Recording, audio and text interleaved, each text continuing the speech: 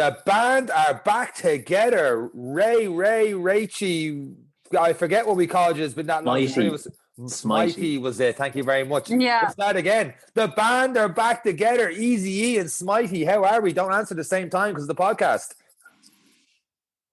Someone got to answer them. We are good. Well, I can't speak for Eric, but I'm good. How are you? I'm good. If Rachel's good, I'm good. Right. Yeah. You're both good. Yeah. We're all good. We're all good. We're all feeling good. We're all happy. We're all back together. We're not clicking at all for this intro, but it's okay. So what I'm going to do is just hit the intro music. And once the intro music is hit, we're going to go straight to the podcast, and then we're all going to be in sync. Let's go.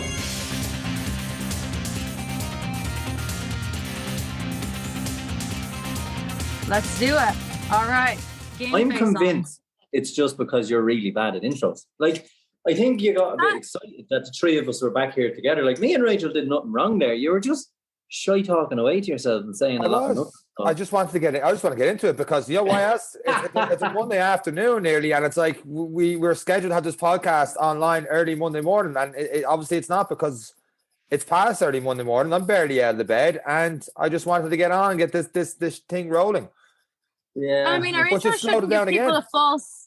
We shouldn't give people a false sense of what's to come. They should just feel that in the intro. I know that was mean. It's great to be back chatting to the pair of you. Speaking of intros, okay, I have introduced myself back to running. Oh, yeah. And how are you feeling? Well, I feel with my hands mostly, but you felt good. I don't like running again.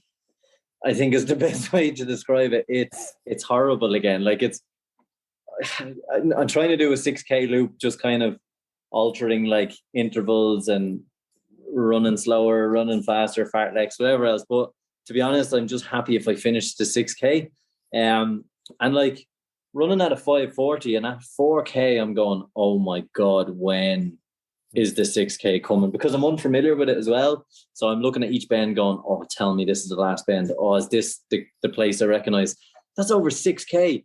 And then when you think of like, we're doing the marathon cruising at 4:30 and like, through 14K here, feeling comfortable actually. I wonder how I got on through the half. You know, like it's so disheartening to be starting again. And we're 20 weeks to the Dublin Marathon. Well, that's it now. It's week 1 now for everyone. So everyone's on the same boat as you. Yeah, so I get the 20 weeks. I do think 16 is plenty, although some people need the 20. But for the next 4 weeks, I'm just reintroducing myself to stretching and running. And that, if I can do that for the next 4 weeks, I'm very happy. And why 6K to start? Is that a loop or? Because there's a river and the bridges are only so often. But a bridge where I met the point said, if I don't turn around now, I might die, was at 3 kilometers. So now it's a 6K loop. If that bridge was 500 meters earlier, it would have been a 5K loop. That's a fact. But the way I ran out, I ran on the left side of the river. There was a lot more people and houses and apartments and hills. And whereas on the opposite side was much more open and quiet. So I definitely wanted to run back on the other side. I was just kind of misjudged how far the bridges were. But yeah, I'm hoping I might get out to 7 or 8K maybe towards the end of the week. But yeah, it's all about just getting started into it. And like within like 500 meters, my heart rate's 170.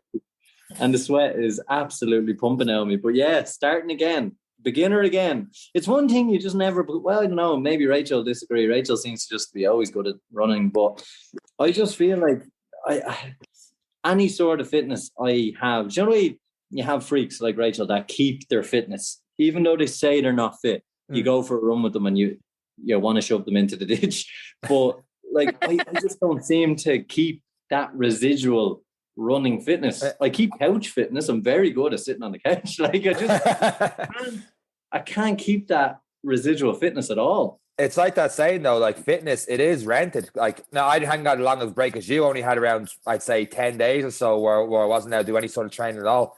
And even come back into the first couple of days, I'm like, oh, I'm a little bit slower here. Or I feel this is a bit harder. The heart rate's a bit higher. My watch tells me it's going to take me an extra 20 minutes to do the marathon, even though I only took 10 days off. And I'm like cursing the fecking thing. But But like that whole fitness is rented, and if you don't keep going out and keep going at it, it's just you lose it. You don't use it, you lose it, I suppose. But the fact you've done it before, it will probably come back to you quicker. Yeah, it really does with running. And like running is the worst one to stop because it does take so much to come back. And I've always said that. And, you know, that could be why people over the years are very reluctant to take, like, they always recommended a full 3 weeks in the year off running, you know, if you're doing it all year round. And I'd say some people are reluctant because they know how much of like a journey it's going to be just to get back to their base fitness. So like that is really, really common. We can get pretty much caught up in the numbers in terms of like, okay, I'm at this level. I need to get this level. Each race has to be faster. Each run has to be faster. And if it's not, you get disheartened and stuff over it. And then you get down, you lose a couple of weeks of fitness for whatever reason. And then it's like, oh my God, the absolute effort to get started and will I ever get back to where I was before? And all these doubts and stuff come into your head. And I think with that 20 weeks is for the marathon. So it's week one for a lot of people building towards the Dublin Marathon. I think that 20, I agree with you, Eric, in terms of 16 weeks is enough. I think with 20 weeks, it just gives that extra 4 week cushion for holidays and different life events and different potential injuries to come in the way. So that when you get to the end of 20 weeks, you're like, I've probably only done like 14, 15, 16 weeks of training because of just life getting in the way. But you feel a little bit more ready than if 16 weeks and then like a couple of weeks in, something goes wrong. You're like, oh my God, now I've only got 10, 12 weeks. And I feel like I'm starting from scratch to build up towards a marathon. So that's where, as well as that, when they're putting up 20 weeks, they're trying to include 22,500 people in that program as well. So do you need that extra bit of buffer? Well, I equally say I think 16 weeks is enough, but in the same sentiment, I'm giving myself 20 because I need. Does it depend on your level of fitness, like when you're heading into it? Like that really plays such a key part because, you know, if you're coming off now, maybe, you know, some people, depending on their season, might have done a few road races at this stage and might be in pretty good 5, maybe 10K shape. And then you've others that have been not doing anything, knowing they have this massive build up coming. And that's where the 20 weeks, well, and then there's the likes of Eric, who's just been doing nothing. But, you know, that does play a lot. And I think mentally as well, knowing that you have that 20 weeks, just that bit longer. So if something does go wrong, or you want to maybe squeeze in an extra race or anything like that, you have that buffer. Yeah. And I suppose for me, I know when the 16 weeks start, the OCD kicks in. I will not miss a run. I would pick the run over a lot of other things. The priorities definitely changed for the 16 weeks. But I think what I'm finding with this 4 weeks is this is the buffer where, I don't feel like running for an hour, but 30 minutes is progress, because each of those 30 minutes over the next 4 weeks will add up to build the confidence so that when I'm doing 5 runs a week, I have the baseline to start the 16 weeks, to have the confidence to get into your running Monday, Tuesday, Wednesday off, running Thursday, Friday, long run Sunday, you know, like you have the confidence to do that instead of, because for me to go from what I've done now into what I know I need to do, it'll be way too much of a step. So this is the ones where I even on one of them, I just felt exhausted come the 5th and 6K. It was the 4th run I've done, haven't done nothing. And then I was like, you know what? I'm not doing that in the weekend. And that was, I find a progressive step for me, because usually I'd be like, no, you're in the 20 weeks. Yeah, get on with it, suck it up. But I actually listened to the body and went, no, this is part of the 4 week phase of getting there. Not to say you shouldn't listen to your body in the 16 weeks. It's just I know what I'm like. And jumping from 0 to 5 runs a week, it would be pretty much silly. Yeah. Very much so. I got ninjaed over firsthand. It's silly. Like you're just too much in the body. So like you said, 2-3 week runs a week, and even slowly adding on that before you start your 16 week, that actually makes sense. You're in a prelude phase.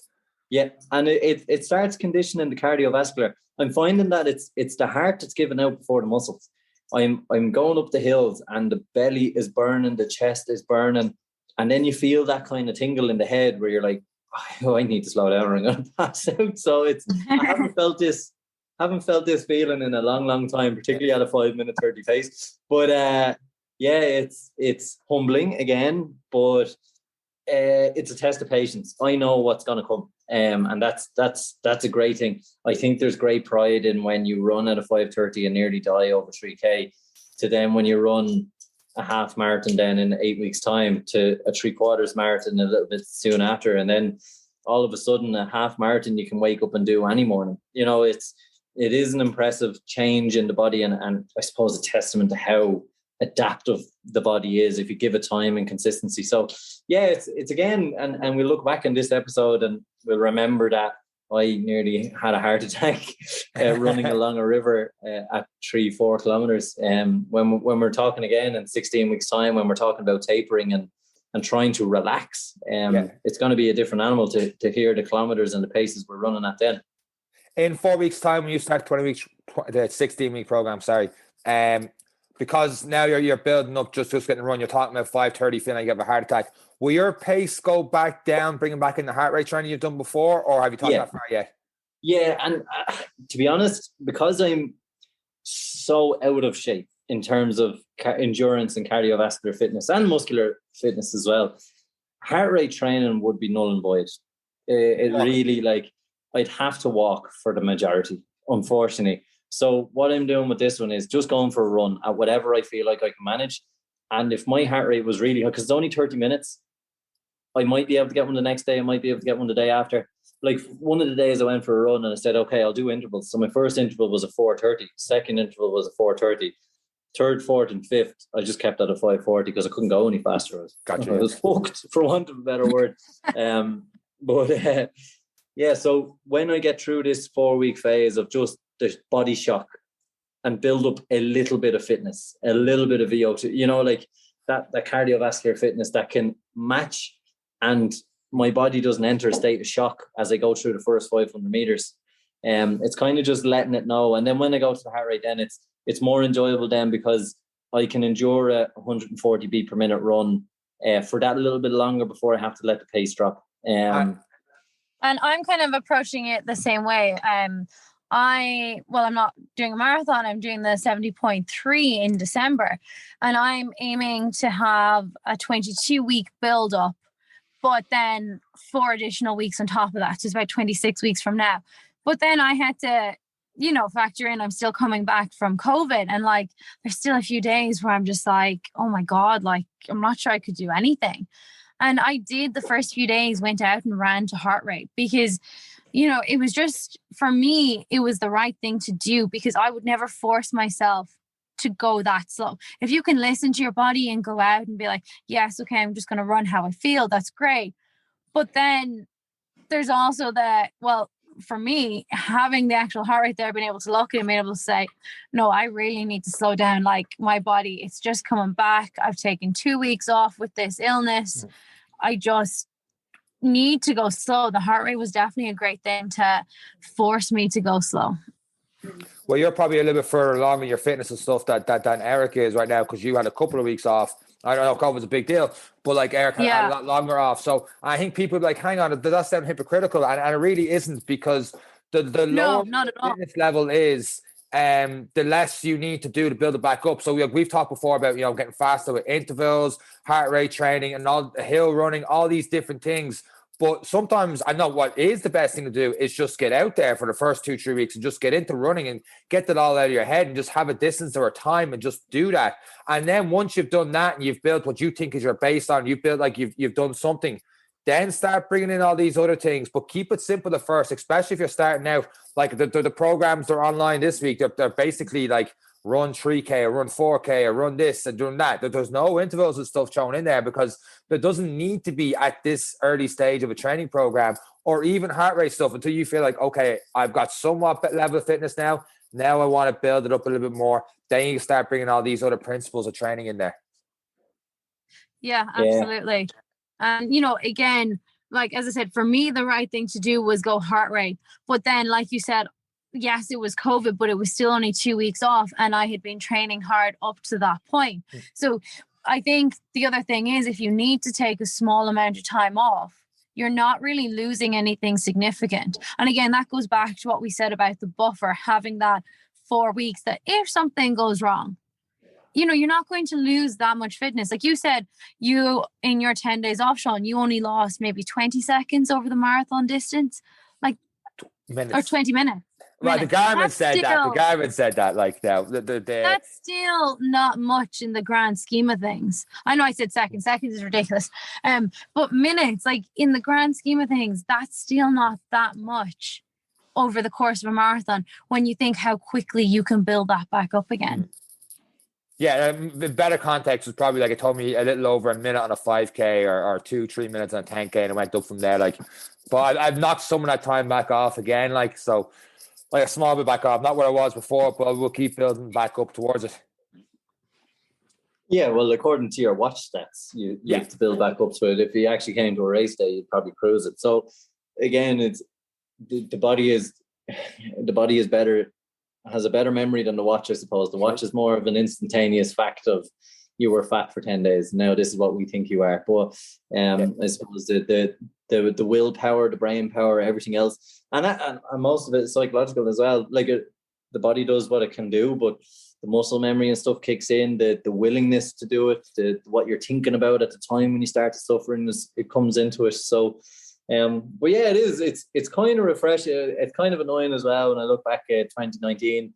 I did full triathlon season, then started marathon training. Like, so it's a different animal. The heart rate training was great. So that's why I think 4 weeks set a base level. And it's going to be interesting to see, because I'd be lucky to finish a half marathon at this point. And that's truthful. A 10K would be a good day out. A half marathon I'd probably be very sore after. So it is 0 to marathon again, which I haven't been in 3 years. So it's going to be an interesting time. But that's going to be the mental thing for you as well. Like, so in terms of if you keep your week 3 or week 4, you're going to start like you're going to have to try not to compare yourself to where was I 3 years ago. Am I on track for where I was 3 years ago? But I had this and this. Do I have too much of an uphill battle? And when those demons start getting in your head, you're in trouble. You just got to concentrate. This is where I am now. This is what I'm building towards now in 2022. Well, I'm still planning to beat my time from 3 years ago. But there's an uphill battle. I'm not saying you shouldn't try and beat that time. Don't get me wrong. But I'm just saying, like, your week 1 or 2 in marathon training is going to be a lot different than it was in 2019 because you had that full season triathlons. And just for, I know we've said this before, but just for listening to the podcast, you were literally doing a triathlon event every weekend, because getting a phone call every weekend going, this one was great. This one never gave me a t-shirt. This one never gave me a medal. I only got a banana here. I'm like, I'm never doing triathlons. He never says anything good about them at all. Like, yeah, it was. I started the season with Try a Tie, and they give you so much kit, and then everyone I went to after that was absolutely shit. So it's, that was on last weekend, and it looked insane. Like, I actually was like, because I was supposed to do it last year, and it got cancelled. And ironically, it wasn't because of COVID. It was something to do with road closures. And, I was so disappointed because, that would have been a local one. And I'd heard so much good things about it. And then it got cancelled. And now seeing the pictures from last weekend, I've really just gone, oh my God, it looked amazing. I had a ticket. Get home and do it from here. I had a ticket for this year's, and I kept getting reminded of it as I was going to the airport for Helsinki. I was like, oh, great. So it's it is a great one, but hopefully we'll get back to it. But yeah, that fitness of, I no longer needed to train. I actually spent my time during the week recovering, which was bizarre. And then on the weekend was a training session, and it was somewhere really nice. We were surrounded by loads of people. So yeah, but getting there again, it's going to take time. And then I suppose there's 2 ways it can go. Well, there's only one way, is how you look at it as the other. I do the race, and a week out, I kind of make an assessment of what's a realistic pace. And if that's less than 3 years ago, then that's a fact of not having had a good season lead in.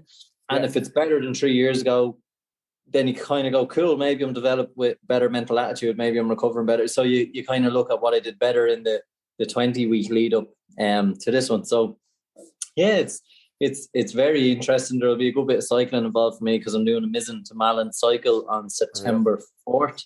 So there's going to be a good mix of training. So I think I will balance it out again. I think the endurance training and the heart rate training will happen more so on the bike. And then when the feet are on the road, that's going to be slightly marathon pace and intervals and long intervals for time and stuff. So yeah, it's interesting, but it'll be my first event, I think, that I'll have done in 2 years or so, is the Dublin Marathon.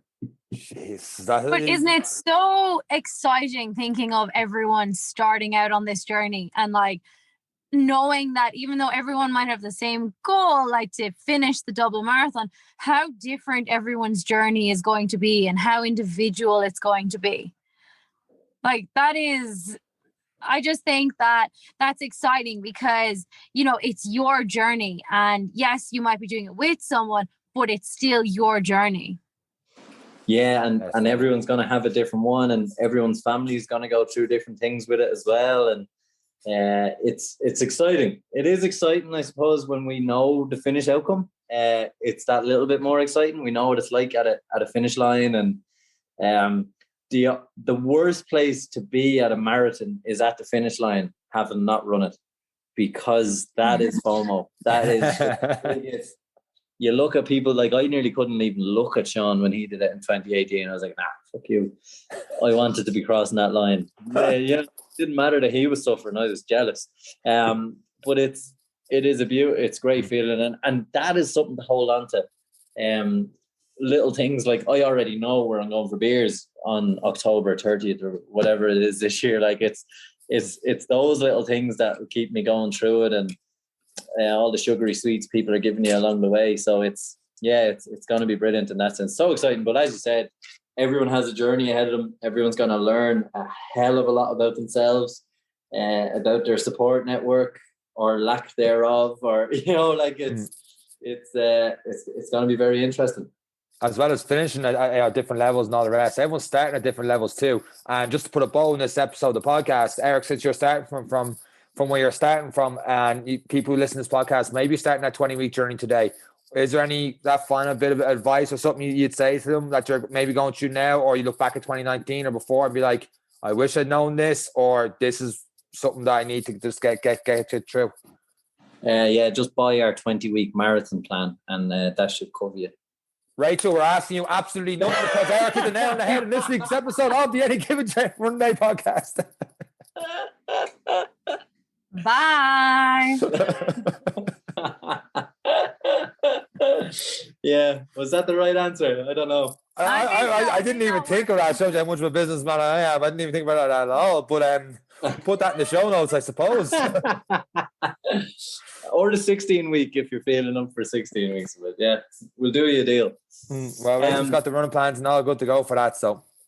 And on that bombshell, we will wrap up this episode of the podcast because I can't top that up. Guys, best luck to everyone who is training for the next 20 weeks or 16 weeks, going ahead towards Dublin or whatever marathons you have in the coming up in winter. And that's pretty much it from the three of us, myself, Rachel and Eric. Take care. See you later. Bye. It's bye, Rachel. It ends on bye. Bye.